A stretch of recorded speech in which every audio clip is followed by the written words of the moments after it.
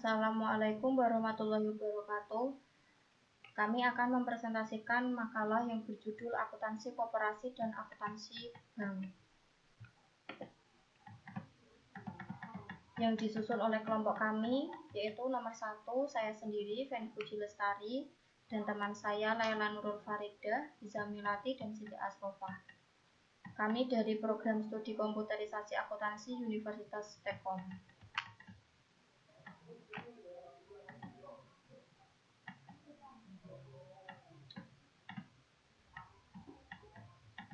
Latar belakang kami membuat makalah ini yaitu ingin mempresentasikan tentang koperasi dan akuntansi bank. Koperasi yaitu badan usaha yang beranggotakan orang, seseorang, atau badan hukum koperasi dengan melandaskan kegiatannya berdasarkan prinsip koperasi sekaligus sebagai gerakan ekonomi rakyat dan berdasarkan atas asas kekeluargaan. Prinsip-prinsip koperasi merupakan landasan pokok koperasi dalam menjalankan usahanya sebagai badan usaha dan gerakan ekonomi. Prinsip tersebut yaitu kemandirian keanggotaan bersifat terbuka, pengelolaan dilakukan secara demokratis, pembagian sisa hasil usaha dilakukan secara adil, dan besarnya jasa usaha masing-masing anggotanya, pemberian balas jasa yang terbatas terhadap modal, pendidikan berkoperasi dan kerjasama antar koperasi. Sesuai dengan perkembangan koperasi di Indonesia, di dalam melaporkan laporan keuangan, ini dalam penyusunannya telah dikeluarkan Penyataan Standar Akuntansi Keuangan Nomor 27 tentang akuntansi perkoperasian yang telah mendapat revisi pada tahun 1998. Salah satu aspek di bidang keuangan dan perbankan adalah akuntansi yang merupakan sumber informasi bagi pihak stakeholder yang memiliki kedudukan yang strategi dalam bidang usaha. Untuk dapat melaksanakan sistematis akuntansi yang baik dan benar, tentu diperlukan buku panduan atau rujukan yang dapat dijadikan sebagai pedoman. Dalam makalah ini, kami memiliki perumusan masalah yaitu bagaimana definisi akuntansi koperasi, bagaimana proses akuntansi koperasi, bagaimana tujuan dan kegunaan akuntansi koperasi, apa perbedaan akuntansi koperasi dengan akuntansi bukan koperasi, bagaimana penerapan akuntansi pada laporan keuangan koperasi, apa sajakah jenis-jenis akuntansi koperasi, apa yang dimaksud dengan bank, apa yang dimaksud dengan akuntansi, dan bagaimana persamaan dasar akuntansi perbankan.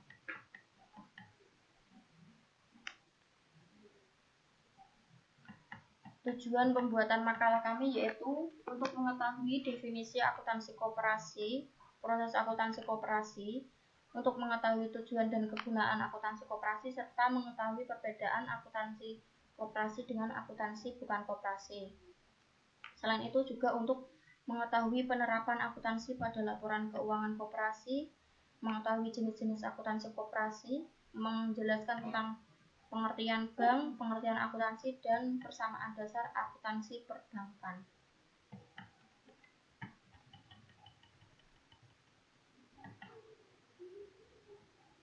Manfaat dari makalah ini ada dua pihak, yaitu bagi penulis dan bagi pihak lain. Bagi penulis, dari hasil penelitian ini kami dapat menambah wawasan, memperluas pengertian, dan memperoleh masukan tentang masalah yang diteliti sehingga dapat diperoleh suatu gambaran perbandingan yang jelas mengenai kesesuaian fakta di lapangan dengan teori yang ada.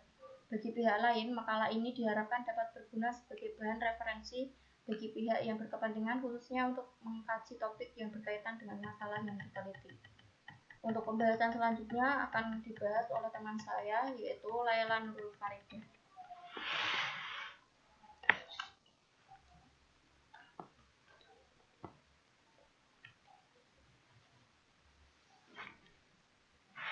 Definisi akuntansi koperasi.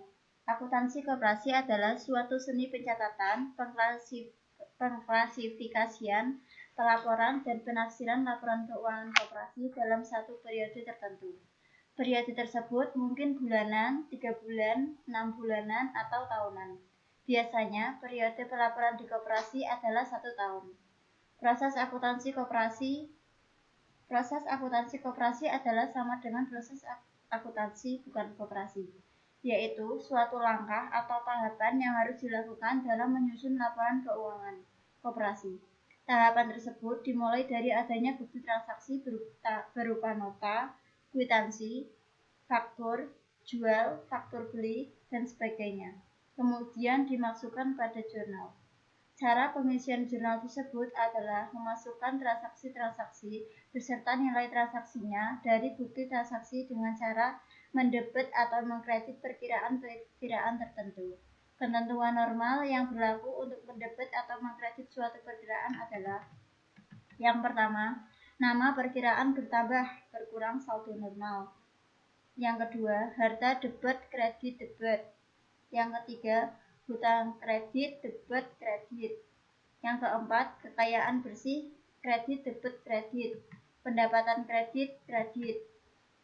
Biaya debet debet. Dari jurnal yang sudah dibuat, kemudian dipindahkan atau diposting pada buku besar. Cara pengisian buku besar ini adalah dengan cara memindahkan setiap perkiraan dari jumlah pada setiap buku besar. Jadi, satu perkiraan adalah satu buku besar. Pemindah bukuan ini diikuti dengan penjumlahan atau pengurangan nilai setiap perkiraan. Jika saldo perkiraan tersebut sama dengan saldo sebelumnya, maka nilai perkiraan tersebut langsung dijumlahkan dan ditulis pada kolom saldo debit atau saldo kredit sesuai dengan posisi kolom sebelumnya. Tapi, bila saldo perkiraan tersebut berbeda atau debit dan kredit, maka pengisiannya dalam buku besar mengurangi atau ditempatkan pada kolom saldo yang nilainya lebih besar. Saldo-saldo dari setiap buku besar, baik saldo debit maupun saldo kredit, dipindahkan pada sebuah neraca yang biasa disebut neraca saldo. Kemudian dibuat sebuah neraca penyesuaian jika terdapat perkiraan-perkiraan yang memang perlu disesuaikan. Perkiraan-perkiraan yang perlu disesuaikan adalah: 1. Penyusutan gedung. Yang kedua, penyusutan peralatan. Yang ketiga, biaya yang masih harus dibayar. Yang keempat, biaya dibayar di muka. Yang kelima, biaya premi asuransi. Yang keenam, pendapatan yang masih harus diterima. 7. Pendapatan diterima di muka. 8. Persediaan barang dagangan. Neraca penyesuaian ini dimaksud agar pada saat tertentu dapat menggambarkan nilai keuangan yang real dari sebuah koperasi. Tahap selanjutnya adalah pembuatan neraca lajur. Hal ini perlu dilakukan agar mempermudah dalam pembuatan laporan keuangan yang baik dan benar. Tahap akhir dari proses akuntansi adalah pembuatan laporan keuangan, PHU, neraca, dan laporan perubahan posisi keuangan bersih. Dalam pembuatan laporan keuangan ini, data-datanya diambil dari neraca lajur, yaitu dari kolom neraca saldo setelah penyesuaian. Caranya adalah mengklasifikasikan perkiraan-perkiraan mana yang masuk pada unsur PHO dan mana yang masuk pada unsur neraca. Tujuan dan kegunaan akuntansi koperasi. Laporan keuangan koperasi sebagai bagian dari akuntansi dibuat dengan tujuan untuk memberikan informasi keuangan koperasi pada pihak-pihak tertentu, baik intern maupun ekstern. Pihak intern koperasi adalah para anggota, pengurus, pengawas, dan karyawan. Sedangkan pihak ekstern adalah calon anggota, pemerintah, gerakan koperasi, auditor, dan sebagainya. Sedangkan kegunaan dari laporan keuangan koperasi adalah: 1. Mengetahui prestasi keuangan koperasi dalam periode tertentu.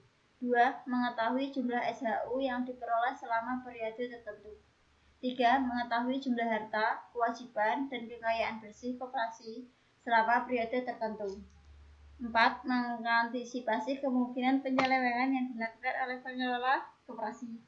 Mendidik agar tertib administrasi.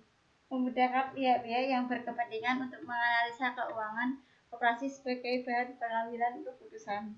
Perbedaan akuntansi koperasi dengan akuntansi bukan koperasi.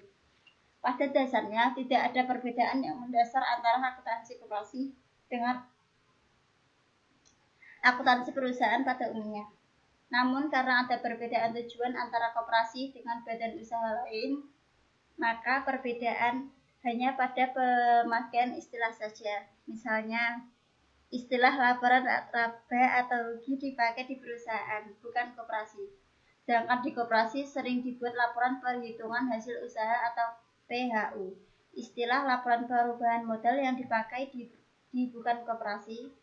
Di koperasi biasa disebut laporan perubahan kekayaan bersih dan sebagainya. Penerapan akuntansi pada laporan keuangan koperasi. Laporan keuangan koperasi terdiri dari laporan perhitungan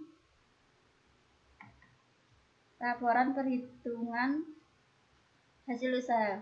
Dalam laporan keuangan koperasi yang menyajikan jumlah pendapatan usaha koperasi yang berasal dari anggota maupun dari bukan anggota dengan memperbandingkan dengan total biaya dalam satu periode tertentu. Laporan keuangan ini sama dengan laporan laba atau rugi di perusahaan koperasi. 1. Pendapatan adalah sejumlah uang atau yang dapat disamakan dengan itu yang diperoleh koperasi dari hasil operasional usaha maupun bukan usaha. Yang kedua, biaya adalah sejumlah dana yang dikeluarkan koperasi untuk membiayai kegiatan operasional. Neraca adalah laporan keuangan yang menggambarkan posisi harta, hutang, dan modal koperasi pada suatu periode pembukuan tertentu, pada umumnya 1 tahun. Neraca bisa disajikan dalam bentuk-bentuk sekondro maupun bentuk stafel, tergantung kebiasaan pembuat laporan. Sumber dana untuk memberikan informasi kepada pihak-pihak yang berkepentingan dengan laporan keuangan perusahaan atau koperasi tersebut. Ada 3 komponen penting dalam neraca koperasi, yaitu harta, hutang, ekuitas, atau kekayaan bersih. Laporan arus kas adalah laporan yang menyajikan informasi arus kas, yaitu mengenai perubahan kas yang meliputi saldo amal kas, sumber penerimaan kas, pengeluaran kas, dan saldo akhir kas dalam periode tertentu. Laporan arus kas harus melaporkan arus kas selama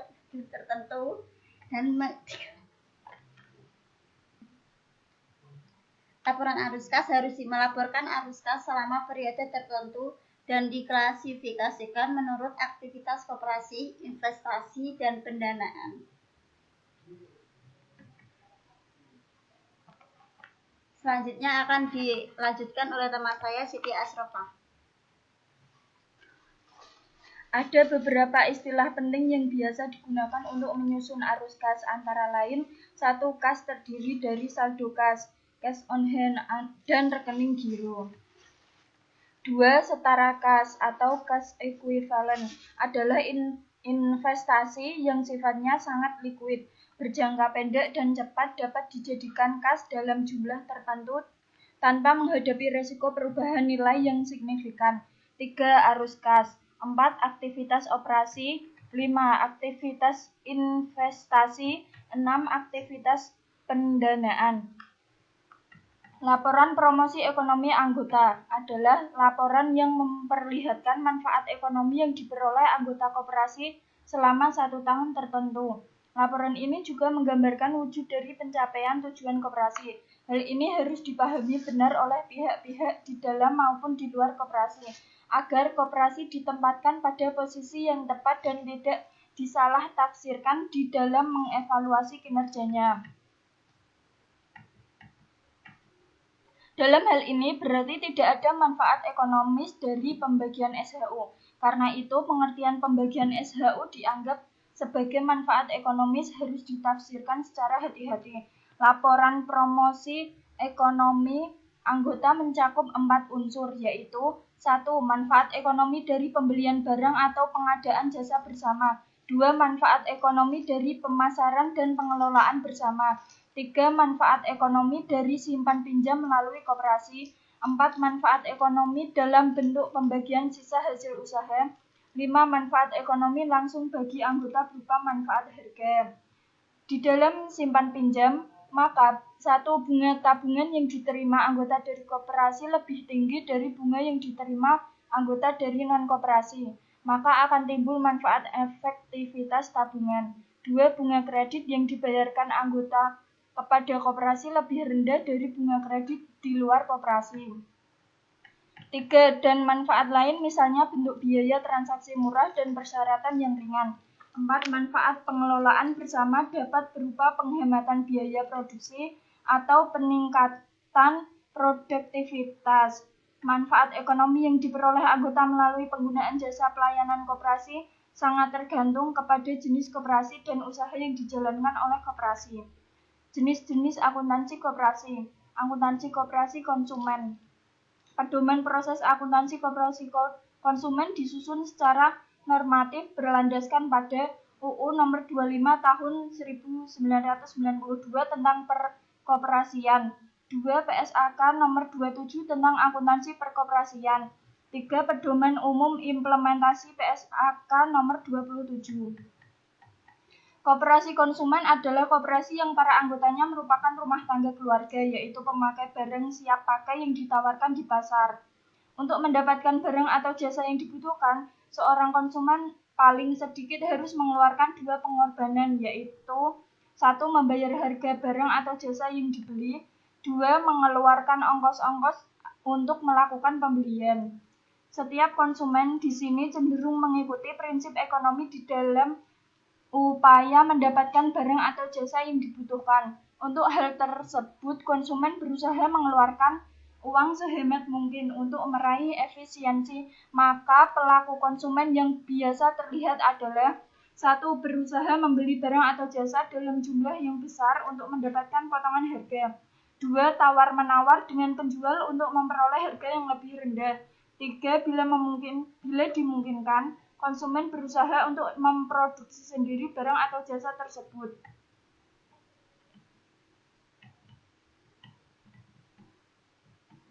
Perilaku tersebut mungkin bisa dilakukan namun sampai pada suatu batas tertentu oleh konsumen secara individual. Untuk mengatasi hal tersebut, maka dilakukanlah usaha bersama-sama dalam bentuk badan usaha koperasi.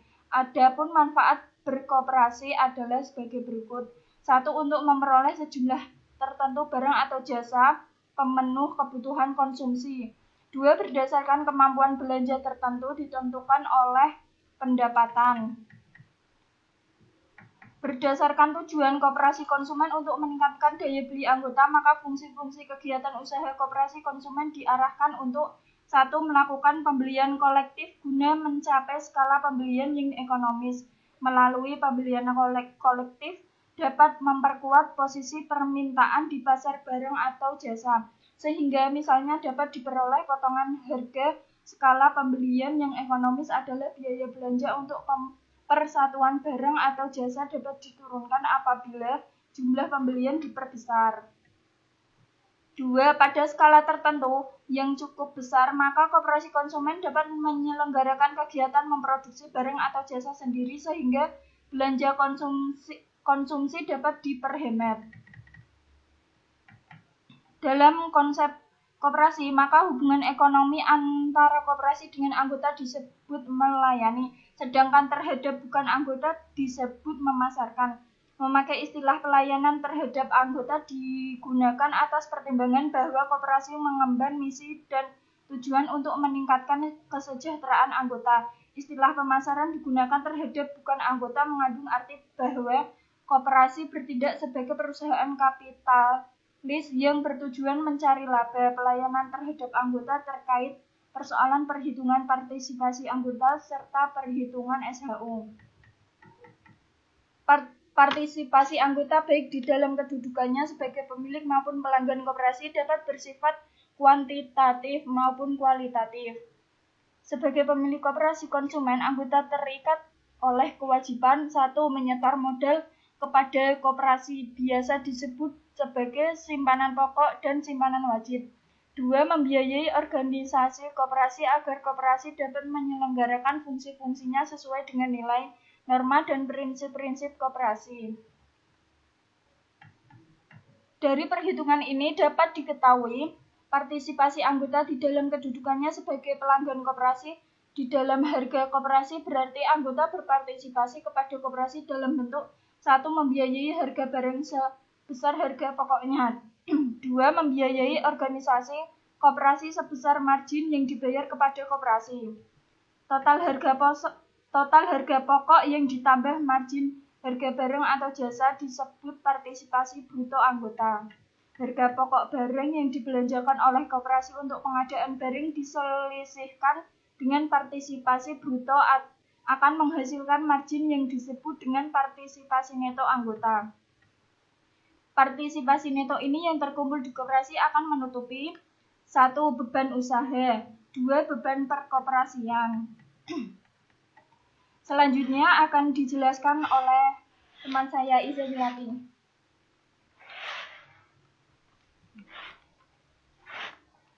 Akuntansi unit simpan pinjam atau koperasi simpan pinjam. Akuntansi koperasi simpan pinjam atau unit simpan pinjam secara normatif berlandaskan pada 1. UU nomor 25 tahun 1992 tentang perkoperasian.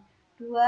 Pernyataan Standar Akuntansi Keuangan nomor 27 tentang akuntansi perkoperasian atau IAI. 3. Pedoman Umum Implementasi PSAK nomor 27. Adapun karakteristik dari KSP atau USP berbeda dengan lembaga keuangan yang lain terutama bank. KSP merupakan koperasi yang mempunyai kegiatan usaha mendapatkan dana dari anggota koperasi dan menyalurkan kembali untuk kepentingan anggota koperasi.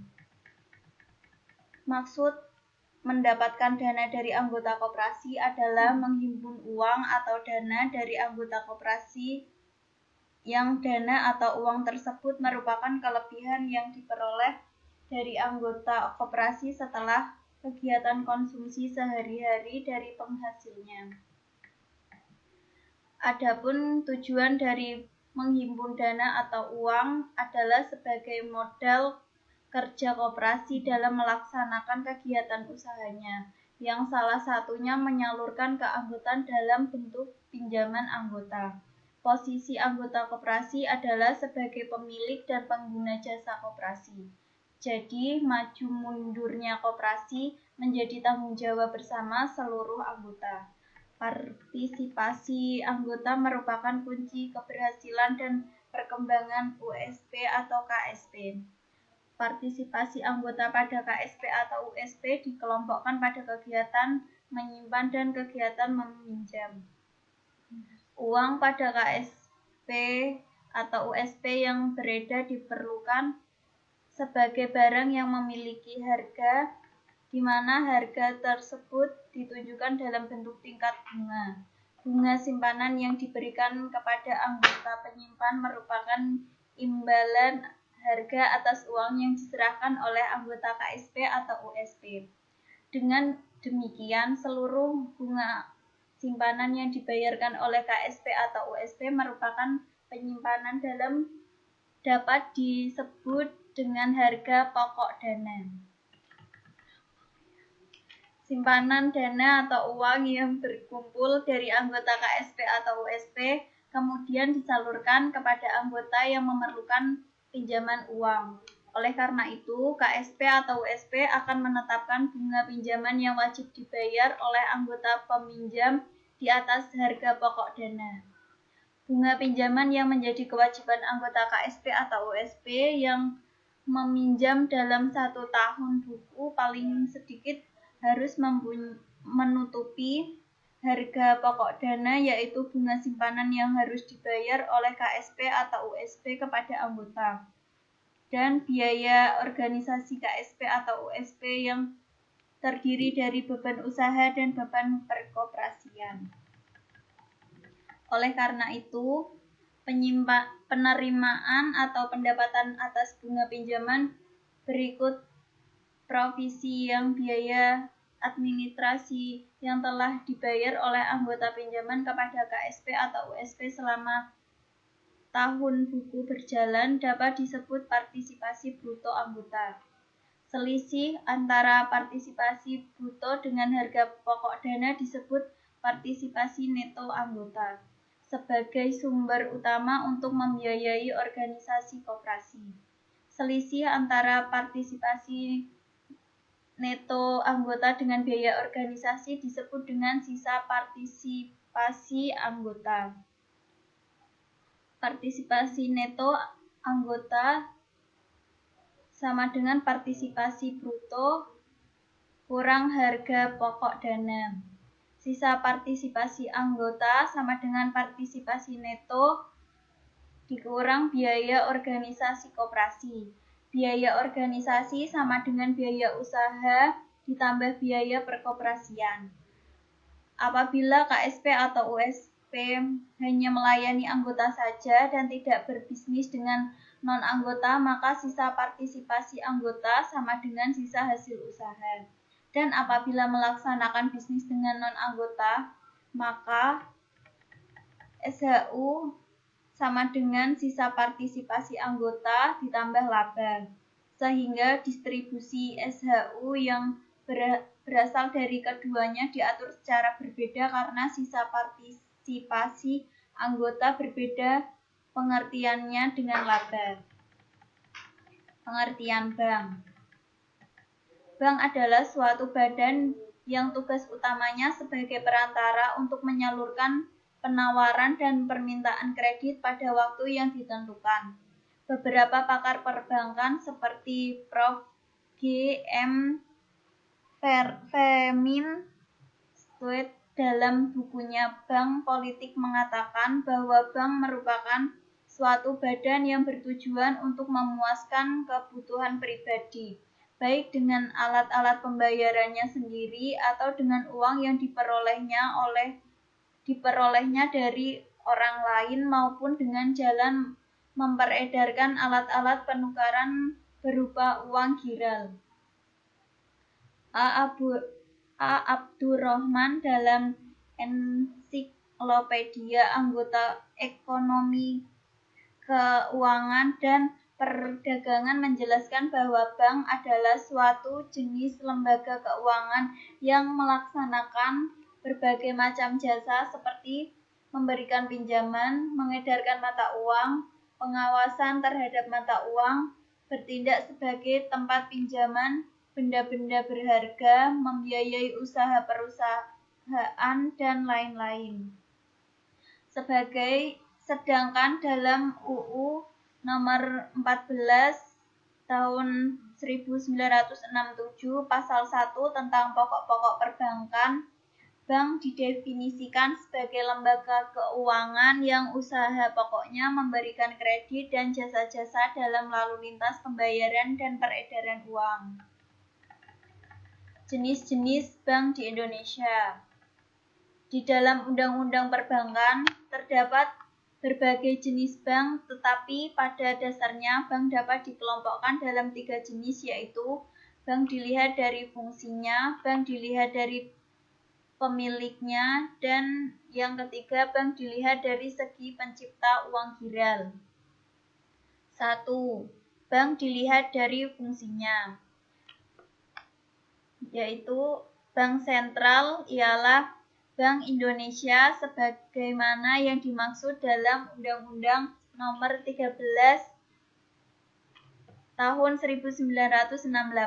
Bank umum atau komersial bank ialah bank yang di dalam pengumpulan dananya menerima simpanan dalam bentuk giro dan deposito dalam usahanya, terutama memberikan kredit jangka pendek. Bank tabungan atau saving bank ialah bank yang dalam pengumpulan dananya menerima simpanan dalam bentuk tabungan dan dalam usahanya terutama memperbungakan dananya dalam kertas berharga.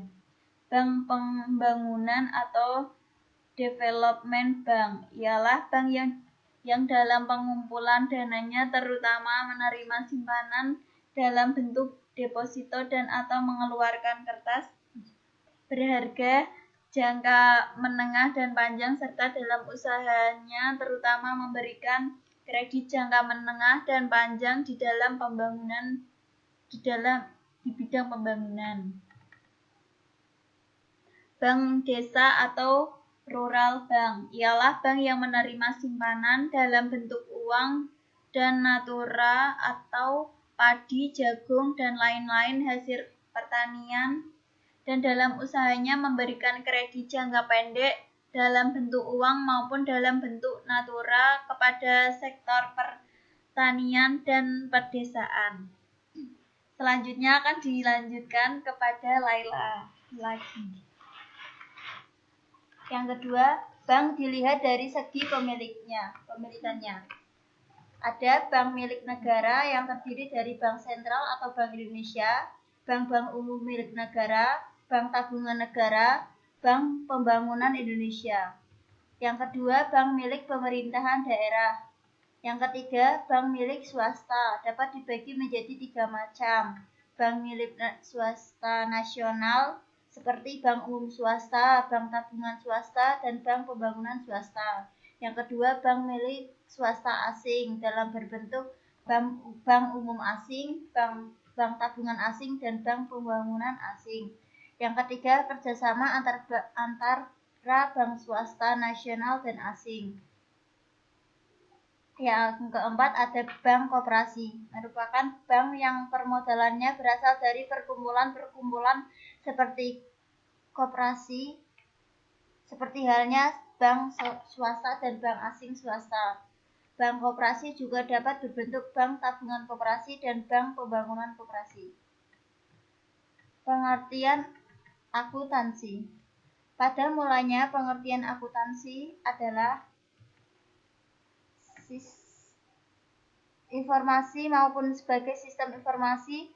Sebagai konsep informasi, akuntansi merupakan kegiatan jasa yang menyediakan informasi kuantitatif terutama yang bersifat keuangan tentang kesatuan ekonomi yang dimaksudkan agar bermanfaat dalam pengambilan keputusan ekonomi, dalam menetapkan pilihan yang pantas di antara berbagai alternatif tindakan.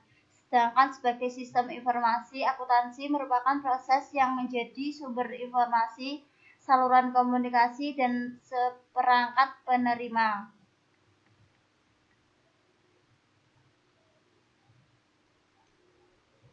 Tujuan pokok akuntansi. Tujuan pokok akuntansi tidak lain adalah tujuan umum laporan keuangan, yaitu memberikan informasi yang bermanfaat untuk pengambilan keputusan bagi para pemakainya.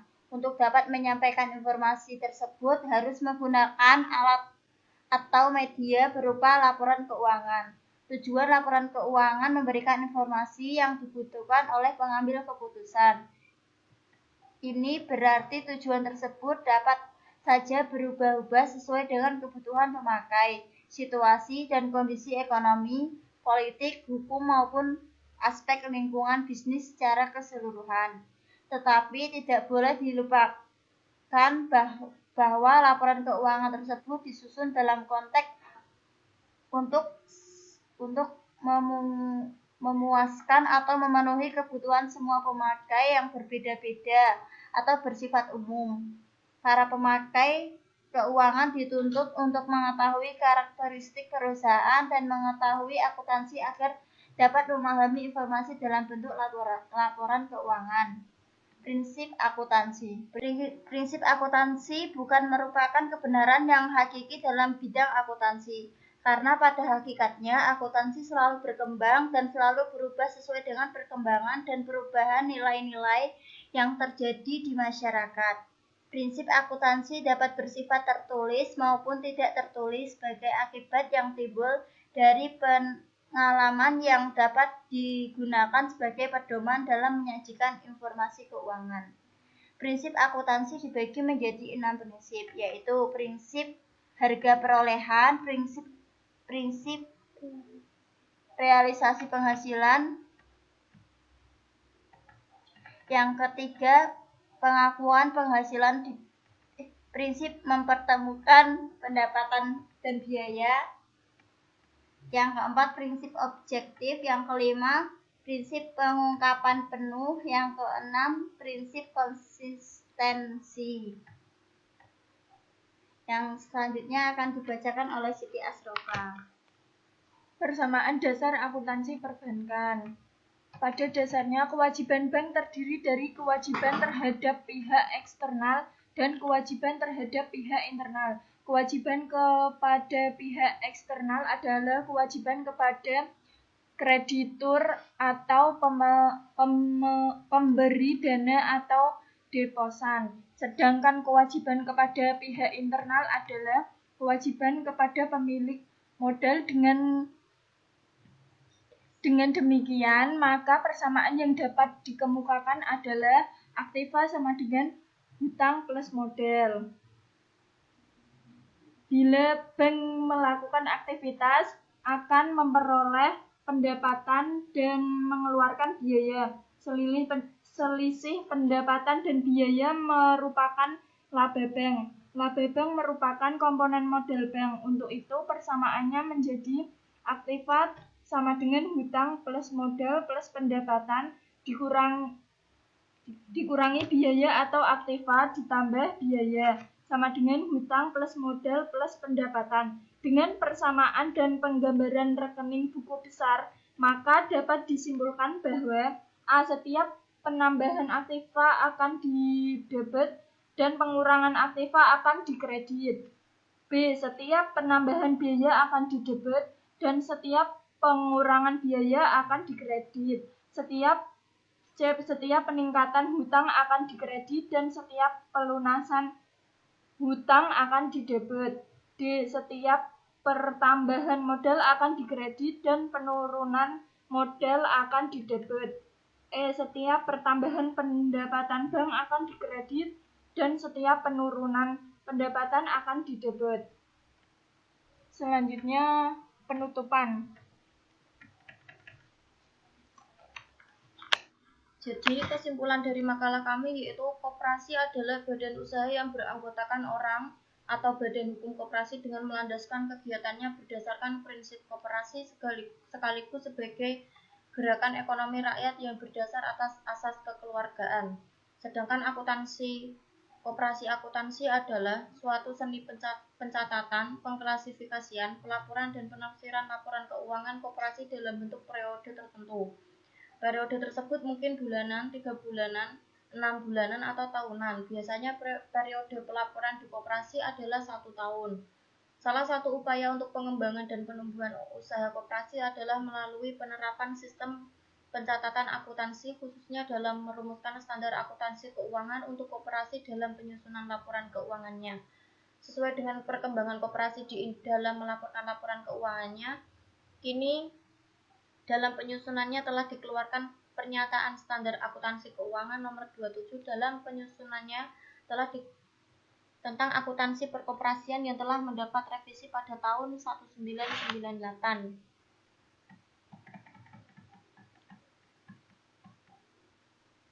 Pada dasarnya, kewajiban terdiri dari kewajiban terhadap pihak eksternal dan kewajiban terhadap pihak bank terdiri dari kewajiban terhadap eksternal adalah kewajiban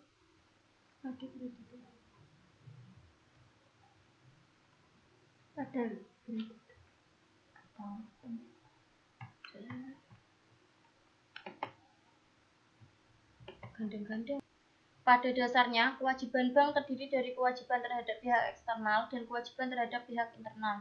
Kewajiban kepada pihak eksternal adalah kewajiban pada kreditur atau pemberi dana atau deposan, sedangkan kewajiban terhadap pihak internal adalah kewajiban kepada pemilik modal. Dengan demikian, maka persamaan yang dapat dikemukakan adalah aktiva sama dengan hutang plus modal.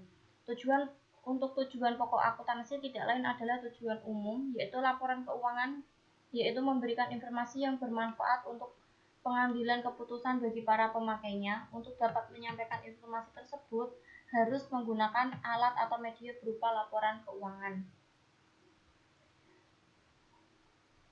Sekian presentasi dari kami. Mohon maaf apabila ada kekurangan atau tutur kata yang kurang berkenan. Kami mohon maaf. Sekian. Wassalamualaikum warahmatullahi wabarakatuh.